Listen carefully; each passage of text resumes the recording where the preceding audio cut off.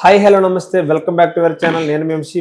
Present మనతోని senior journalist Bharadwaj sir ఉన్నారు. Sir నమస్కారం సార్. నమస్తే. ఈ రోజు మనం చూసినట్టయితే సార్, అంటే కాంగ్రెస్ ప్రభుత్వం కూడా హిందుత్వలో అడుగుజాడలు నడవాలని ఖర్గే గారికి యోగినంద్ గారు చేయడం జరిగింది. సార్ మీరేం చెప్తారు మరి ఆ విషయాల మీద? యోగి ఆదిత్యనాథ్ ఆయన మహారాష్ట్ర ఎన్నికల ప్రచారంలో పాల్గొంటున్నాడు. దానిలో పాల్గొంటూ ఆయన ఖర్గేకి హితవు చెప్పాడు. అంటే ఎంతసేపు ఇక్కడేదో హిందుత్వ రాజకీయాలు ప్రజల్ని నాశనం చేస్తున్నాయి, ఇబ్బంది పెడుతున్నాయి అని మాట్లాడుతూ మైనారిటీలను సంతృష్టిపరిచేటువంటి కార్యక్రమాలు మీరు మొదటి నుంచి చేస్తున్నదే అదే ఇప్పుడు మళ్ళీ చేస్తున్నావు. అంటే మహాత్మా గాంధీ గారి మీద వాళ్ళ ఎలిగేషన్ కూడా అదే. వాళ్ళ ఎలిగేషన్ ఏమిటి అంటే, ఈ దేశంలో ముస్లింలకి హిందువులకి ఏకకాలంలో ఏకైక నాయకుడిగా ఎదగటం కోసం గాంధీ ట్రై చేస్తున్నాడు. తను పుట్టుకరీత్యా హిందువు కాబట్టి తను అట్రాక్ట్ చేయాల్సింది ముస్లింస్ కాబట్టి వాళ్ళ కోసం వీళ్ళకి రావాల్సిన హక్కుల్ని కూడా కోసి వాళ్ళకి ఇస్తున్నాడు అనే ఎలిగేషన్ తో ఆయన్ని చంపేయాలి అనేది అనుకున్నారు ఆ రోజున. ఎవరు? గాడ్సే అనుకో. గాడ్సే ఏ సమూహంతో అయితే ఉన్నాడో, ఏ ఐడియాలజీతో అయితే ఉన్నాడో అదే ఐడియాలజీకి చెందినవాడు యోగి ఆదిత్యనాథ్. అందుకని ఖర్గే గురించి మాట్లాడుతూ, అంటే కాంగ్రెస్ పార్టీ గురించి మాట్లాడుతూ ఇప్పటికీ అదే స్టాండ్ లో ఉన్నారు.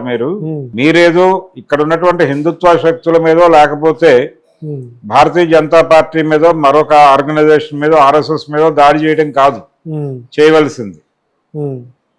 రజాకారుల దగ్గర నుంచి నిజాం ప్రజల్ని వేధించినటువంటి విధానం, రజాకారుల ద్వారా ఆయన వేధించినటువంటి విధానం, దీని గురించి కదా మాట్లాడాల్సింది. నువ్వు ఏదేదో మాట్లాడతావేంటి? దేశంలో హిందువులకు జరుగుతున్న హాని గురించి మాట్లాడు. పట్టించుకో. కనీసం మీ పార్టీ పట్టించుకోకుండా మీరు ఇంకేదేదో పిచ్చి మాటలన్నీ మాట్లాడతారేమిటి అన్న టోన్లో చెబుతూ కాంగ్రెస్ పార్టీని కూడా హిందుత్వ ఫోల్డ్లో రావాల్సిందిగా ఆహ్వానించాడు ఒక రకంగా ఆయన. ఈ ఆహ్వానానికి ఖర్గే గారు ఎలా స్పందిస్తాడు అనేది చూడాలి. ఈయనైతే చాలా స్పష్టంగా వాళ్ళు ఒక విషయాన్ని చెప్తూ వస్తున్నారు. ఈ దేశంలో మెజారిటీ మతం ప్రమాదంలో ఉంది. ఎవరి నుంచి ప్రమాదంలో ఉంది? మైనారిటీల నుంచి ప్రమాదంలో ఉంది అని చెబితే ఈ రెండు సమూహాల మధ్య ఒక రిఫ్ట్ నడుస్తూ ఉంటుంది. మనం వీళ్ళ వైపున వీళ్ళ సైన్యంగా నిలబడితే మనకి వీళ్ళందరూ కూడా సపోర్ట్ చేస్తారు అనే వ్యూహంతో ఇలాంటి మాటలు అప్పుడప్పుడు మాట్లాడుతూ ఉంటారు వాళ్ళు. ఇలా పుల్లవిరుపు మాటలు, అంటే అవతల వాళ్ళని రెచ్చగొట్టే వ్యాఖ్యలు ఇవి చేస్తూ ఉంటారు. అందులో భాగంగానే ఆయన మాట్లాడినటువంటి మాటలని చూడాలి. యోగి ఆదిత్యనాథ్ మహారాష్ట్ర ఎన్నికల సందర్భంగా చేసినటువంటి వ్యాఖ్యలను ఈ కోణంలో చూస్తే మనకి ఇబ్బంది అనిపించదు. అంటే వాళ్ళేదో ఆయన కాంగ్రెస్ పార్టీకి హితవు చెప్పే ప్రయత్నం, అంటే ఈ దేశం హిందువులది, హిందుత్వానికి అనుకూలంగా ఉండడానికి మీకెందుకు ఇబ్బంది, అనుకూలంగా వచ్చేసేయండి అని చెప్పి అందరినీ పిలుస్తున్నాడు ఇప్పుడే. అంటే ప్రతి ఒక్కరూ హిందువే, ఈ దేశంలో పుట్టిన, అంటే హిందువులందరినీ కన్సాలిడేట్ చేయటం. ఈ కన్సాలిడేషన్ కి వాళ్ళకు ఉన్నటువంటి నినాదం ఏంటంటే మతం ప్రమాదంలో ఉంది కాబట్టి, మతం ప్రమాదంలో ఉన్నటువంటి ఈ సందర్భంలో మతాన్ని నిలబెట్టుకోవడానికి ప్రతి ఒక్కరు చెయ్యి కలపాలి అనేది వాళ్ళ ప్రోగ్రాం. అది రెచ్చగొడుతూ ఉంటారు నిరంతరం.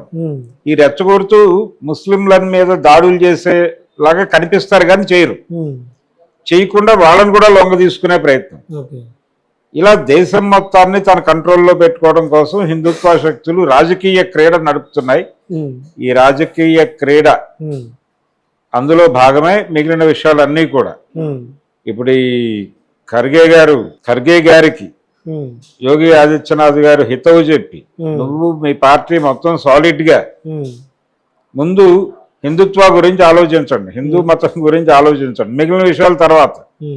మీరు ఇప్పటికీ సంతుష్టీకరణ, అంటే హిందువులని కోసి వేరే వాళ్ళకేసే పని చేస్తున్నారు అని చెప్పాడు ఆయన. రజాకారుల ప్రస్తావన నిజాం పరిపాలన గురించి మాట్లాడటానికి కారణం అది. అలా మాట్లాడటం ద్వారా కాంగ్రెస్ పార్టీని మెజారిటీ మతం ముందు దాని పరువు తీయటం, ఇది కార్యక్రమం.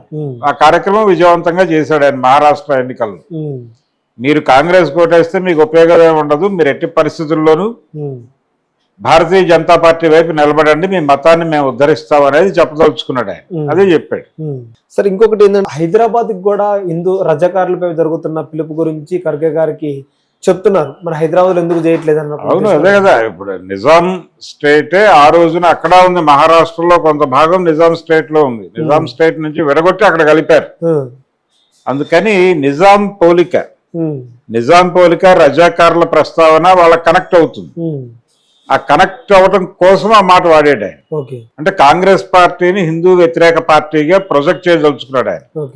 ప్రొజెక్ట్ చేసి హిందువుల రక్షక పార్టీ భారతీయ జనతా పార్టీ మాత్రమే, కాబట్టి మీరు అందరూ గంపగుత్తగా బీజేపీకి ఓటేయండి అని చెప్పాడు ఆయన.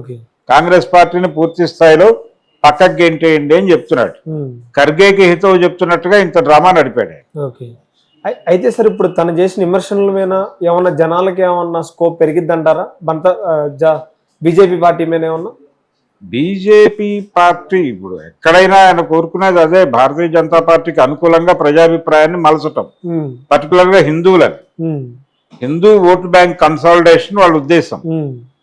దాంతో పాటు ఈ కన్సాలిడేషన్ ని చూపించి ముస్లింలను బెదిరించి సరెండర్ చేసుకోవటం, ఈ రెండు కార్యక్రమాలు నిర్వహించడం కోసం ఆయన పదే పదే ఈ ప్రస్తావనలు చేస్తూ ఉంటాడు యోగి ఆదిత్యనాథ్. అది వర్కౌట్ అవుతుందేమో చూద్దాం. సార్ తను చేసిన వ్యాఖ్యల్లో తల్లి తండ్రిని చంపేశారని చాలా వ్యాఖ్యలు చేశారనమాట. ఎవరు? యోగి గారు. ఇక్కడ జరిగిన దాంట్లో అంటే వాళ్ళు ప్రొజెక్ట్ చేయదలుచుకున్నారు. అంటే ముస్లిం ఉగ్రవాదులందరూ ముస్లింలే అనేది ప్రొజెక్ట్ చేయడం వాళ్ళ ఉద్దేశం. ఖలిస్తాన్లు అంటే పంజాబీలు అందరూ ఉగ్రవాదులే. ఈ దేశంలో హిందువులు బలైపోతున్నారు వీళ్ళందరికీ. అంటే ఈ మధ్య కెనడాలో ఒక గొడవ జరిగింది. అంటే ఖలిస్తానీలకి హిందువులకి మధ్య ఘర్షణ జరిగింది. ఇవన్నీ మాట్లాడతారు వాళ్ళు. వాళ్ళ లక్ష్యం ఏంటంటే హిందూ ఓట్ బ్యాంక్ ని కన్సాలిడేట్ చేసి అది ఇతర పార్టీల వైపు డ్రైవ్ కాకుండా ప్రొటెక్ట్ చేసి సాలిడ్ గా ఈవీఎంలకి నడిపించాలి. ఈ ప్రోగ్రామ్ లో భాగంగా వాళ్ళు ఎవరినైనా సరే ఈ దాడికి ఉపయోగించుకుంటారు. ఇదిగో ఫలానా వాళ్ళు హిందూ మతాన్ని ఇలా ఇబ్బంది పెడుతూ మాట్లాడారు, దానికి వ్యతిరేకంగా మనందరం కలిసి వాళ్ళకి బుద్ధి చెప్పాలి. అంటే ఓన్లీ హిందూ వాళ్ళే ఓటింగ్ చేసి బీజేపీ గెలిచిద్ది అంటారా sir? Hindu vote bank consolidation, మేము ఎవరిని సంతుష్టీకరించాల్సిన అవసరం లేదు, మా ఓటు బ్యాంక్ మాకుంది అని చెప్పడం. వాళ్ళు 3 సార్లు గెలిచారంటే అదే. ఈ 3 సార్లు వాళ్ళని గెలిపించింది హిందుత్వాన్ని. కాకపోతే వీళ్ళ 10 ఏళ్ల పరిపాలనలో జరిగినటువంటి నష్టాలు, ముఖ్యంగా నార్త్ ఇండియాలో పెరిగినటువంటి నిరుద్యోగం, వలసలు పోతే తప్ప బతకలేని పరిస్థితి ఏర్పడటం, ఇవన్నీ కలిసి మొన్న 63 సీట్లు తగ్గించినాయి వాళ్ళకి నార్త్ లో. ఈ 63 సీట్ల తగ్గుదలని బీజేపీ చాలా సీరియస్ గా పట్టించుకుంటోంది. వచ్చే ఎన్నికల్లో అవన్నీ రీగెయిన్ అవ్వాలనుకుంటోంది. ఆ రీగెయిన్ అవడం కోసం నానా కష్టాలు పడుతోంది. అందుకు వాళ్ళు నమ్ముకున్నది ఒకటేమో హిందూ ఓట్ బ్యాంక్ కన్సాలిడేషన్. ఈ కన్సాలిడేటెడ్ హిందూ ఓట్ బ్యాంక్ చూపించడం ద్వారా మైనారిటీలను బెదిరించి